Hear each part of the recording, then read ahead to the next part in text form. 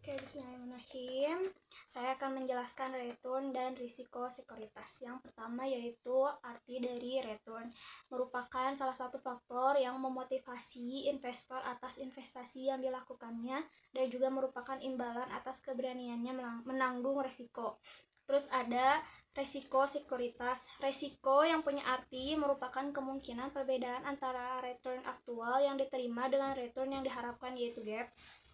Terus return yaitu ada dua macam. Yang pertama ada yield atau bisa disebut juga dengan dividen. Yield adalah komponen return, mencerminkan aliran kas atau pendapatan yang diperoleh secara periodik dari suatu investasi yang bersifat tetap. Terus yang kedua ada capital gain atau loss.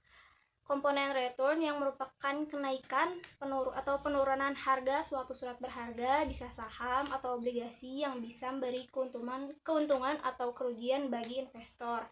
Jadi kayak keuntungan atau kerugian yang kita peroleh dari selisih naik turunnya harga saham yang terjadi di pasar modal, itu disebut capital gain.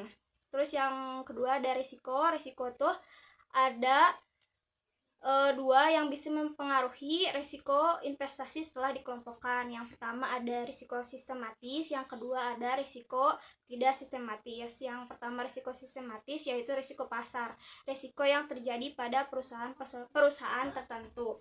Yang kedua yaitu risiko tidak sistematis, yaitu risiko spesifik.